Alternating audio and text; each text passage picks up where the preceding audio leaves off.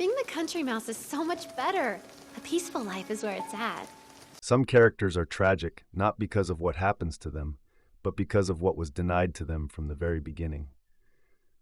Reze embodies this kind of quiet devastation, where every fleeting moment of warmth is shadowed by the life she was never able to have. The tragedy of Reze in Chainsaw Man is not merely that her story ends in death, but that her entire existence is defined by a life she was never allowed to live. Her arc is structured around absence, of childhood, of agency, of identity, and the movie slowly reveals that everything she presents to the world is built atop that void. By the time the truth is fully uncovered, her earlier words and actions take on a devastating new meaning, transforming what once felt like light-hearted romance into something far more mournful, the quiet desperation of a girl trying to imagine a life she was never given. And this all starts with her meeting Denji. At first, Reze seems like a contrast to Denji's harsh, survival-driven existence. Thanks for the flower. I'm Reze, by the way. And you, flower boy? You are so funny. Where Denji is blunt and openly starved for affection, Reze appears soft, emotionally intuitive, and almost effortlessly normal. She laughs easily, teases him, and creates moments that feel like they belong in a completely different genre, a romantic coming-of-age story rather than a violent world of devils. But this normalcy is an illusion, carefully constructed and painfully fragile.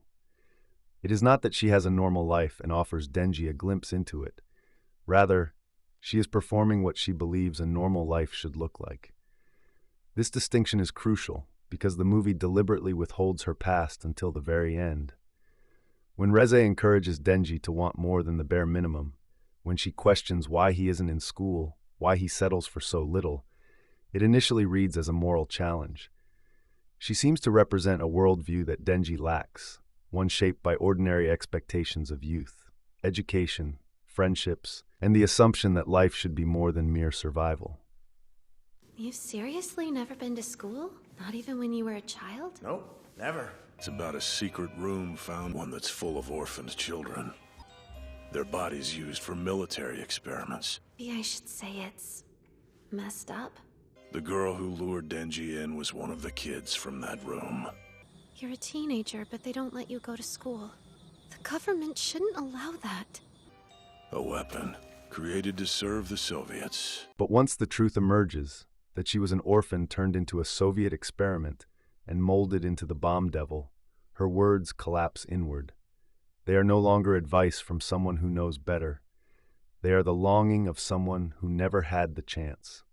Reze was not simply deprived of a normal childhood, she was systematically denied it. As a child soldier, she existed only as a means to an end, her identity overwritten by the demands of the state that created her. In this sense, she and Denji are reflections of one another, shaped by different systems but arriving at the same outcome. Both were turned into tools before they could become people. Denji's exploitation came through poverty and coercion, while Reze's came through militarization and experimentation. But the result is identical, a life defined by utility rather than humanity. This shared condition is what makes their connection so profound, even if neither of them fully understands it. You can tell yourself what we had was a lie, but some of it was real, like that swimming lesson. When they sneak into the school at night, the scene carries a quiet, almost sacred weight. Schools are typically symbols of childhood, innocence, and the transition from youth to adult. Things so ordinary, they are often taken for granted. But for Reze, this space is entirely foreign. Walking through empty halls, standing by the pool, she is not revisiting something familiar. She's experiencing it for the first time in the only way she can, in secret at night, in a stolen moment that does not belong to her. Teaching Denji to swim becomes one of the most symbolically rich acts in the movie. On the surface, it is playful and intimate, a bonding moment between two teenagers. But beneath that, it represents something deeper. Denji is allowing himself to be vulnerable and trusting in an environment that could otherwise drown him. Reze guiding Denji through the water illustrates her attempt to guide both of them towards something resembling normalcy, something that is out in the unknown. What's the matter? matter? Don't you want to learn how to swim? Trust me, Denji. You have a lot to learn.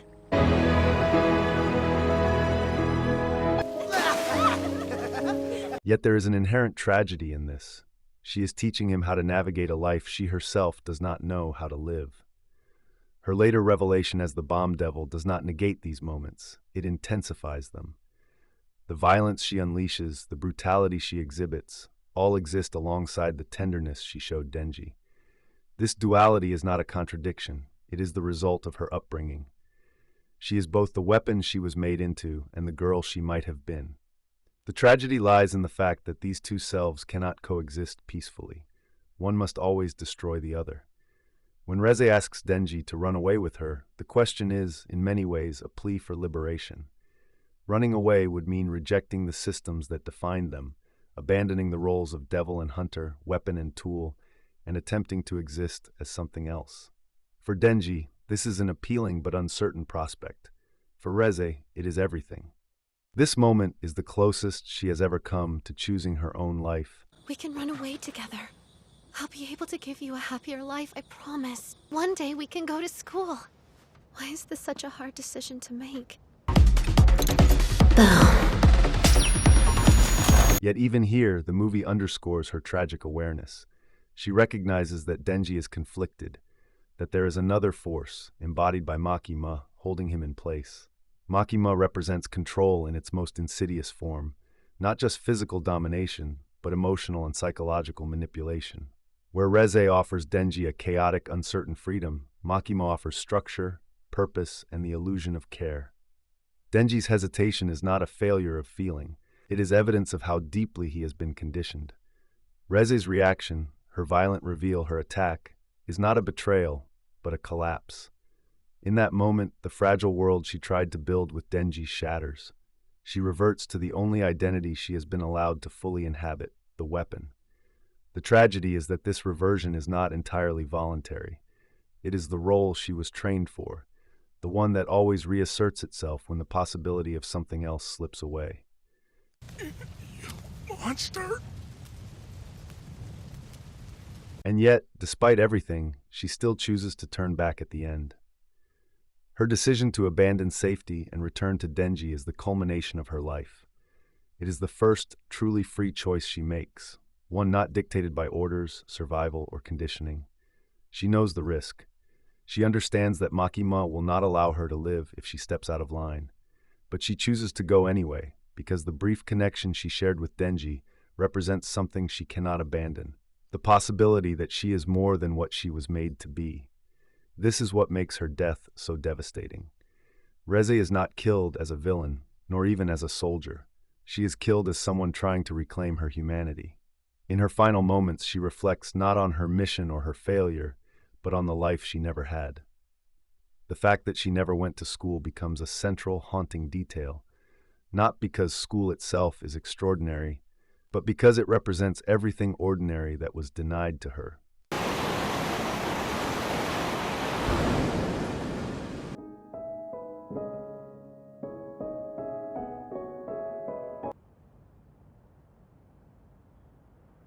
Meanwhile, Denji waits. With flowers in hand, he sits at a crossroads, expecting to meet the one person who seemed to understand him without condition. When Reze does not arrive, he interprets it in the only way he knows how, as abandonment. He has no way of knowing that she chose him, that she tried to return, that she died for that choice. This misunderstanding ensures that the tragedy extends beyond Reze's death.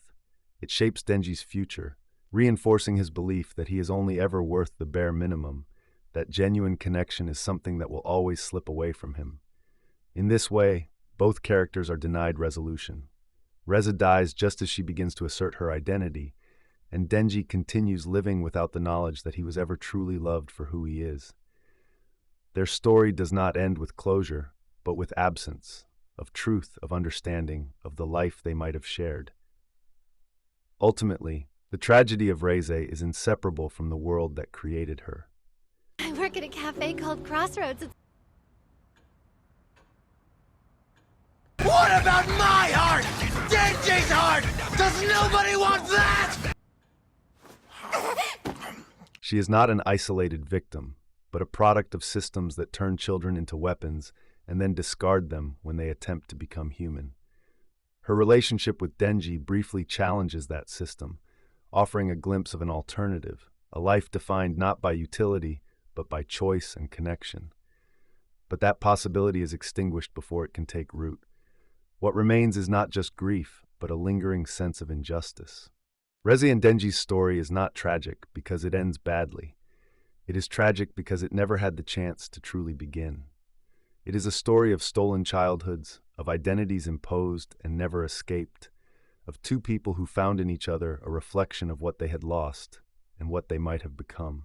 In the end, Reze's life is defined not by what she was, but by what she reached for in her final moments, a simple, ordinary future. And Denji's tragedy is that he will go on living, never knowing how close he came to having it with her. Look, I know I shouldn't still like you, but I do. I guess that's one of the downsides of having a heart. I never had the chance to go to school either. Thing is, I believe that a single good movie can change your entire life.